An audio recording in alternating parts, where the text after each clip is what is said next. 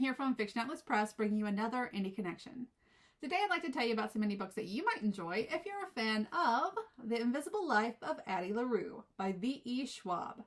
This is one of my favorite books. I love V.E. Schwab, and I know that you're going to love these indie picks that we have for you. The first book I have for you is called Peaches and Honey by R. Rieta. A shape-shifting god, an immortality-granting peach, and a woman gifted with forever. England, 1184. Anna is used to hunger and hardship. Ever since she was 17, when the pale shadows of her vitiligo were spotted, she has spent more than a decade struggling to survive alone and in exile. Then a single act of kindness towards a beautiful stranger and the taste of a divine peach changes Anna's life forever. Suddenly her body is as untouched by time as it is by harm. As she watches the world change around her, knowing every human connection is only temporary, there is only one person she trusts to always return, no matter the years or distance. The shape-shifting god who gifted her with immortality. The second book I have for you is called Blood of My Heart by K.P. Birchfield. She's done with death, but death is not done with her. With a dark prophecy looming over her head, Mora, a skilled thief, would do anything to break free from her fate. Anything, that is, except kill again, or love again. But when tragedy strikes and truths are revealed, Mora is dragged into a truce with Vale's most dangerous enemies, a notorious assassin and his mysterious companions. To make matters worse, Callan, a gilded guard, as aggravating as he is handsome, refuses to leave her side every step of the way, and growing connections risk not only their lives, but their hearts too. Together, the unlikely companions must survive a vital quest to find a relic that could alter the course of history, all while Mora does everything in her power to outrun the evil that lives inside her. With more than just her soul on the line, Mora must decide. Will she overcome her fate and become the light her grim world is praying for? Or is she doomed to be the darkest monster of them all?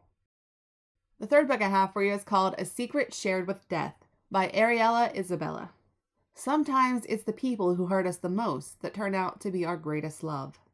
After watching my village be burned to the ground by elves, I feel the darkness stir below my skin and bones. This deep itch and voiceless whisper tells me that there's a way to get my revenge, if I only take the hand that's offered to me. What I didn't expect was for that hand to be attached to the Lord of Death, and come at the expense of my sanity and heart. Accepting help from Death was only the first plunge into the magical world of the Oblivion, and following him to the Fey Kingdom of Nadine certainly won't be the last. King Caspian rules over the glass court, a gilded cage where I am trapped with beasts whose eyes roam over me with disdain. When the king takes an interest in me beyond my strange powers, the target on my back grows. My abilities have drawn the attention of King Silas, the elf responsible for the inferno that engulfed my home. He'll stop at nothing to capture me, and use my powers for his crusade across the continent. Strange dreams haunt me, and I can't help the confusion that plagues me when I think of the two males who would burn the world for me. The dark power inside me is alluring, and it promises to satiate my lust for retribution. But at what cost? How long can I conceal my magic? A secret I've only ever shared with death. And the last book I have for you is called Keeper of Shadows by Scarlett Cole.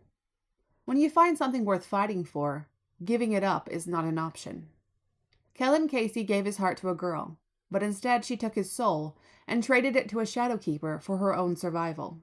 Now Kellen has everyone fooled, hiding his curse behind a bad boy reputation as he slowly transforms into a dimension-hopping, wraith-like soul collector.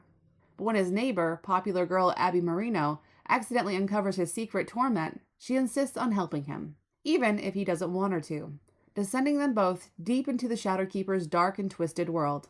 As the fatal end of the curse looms closer, any hope of finding a way out will mean working together. Except if they fail, Kellen won't just lose his life. He might lose the one girl he's willing to die for. Okay, that's all for me this week. I'll see you next week on the Indie Connection. Bye!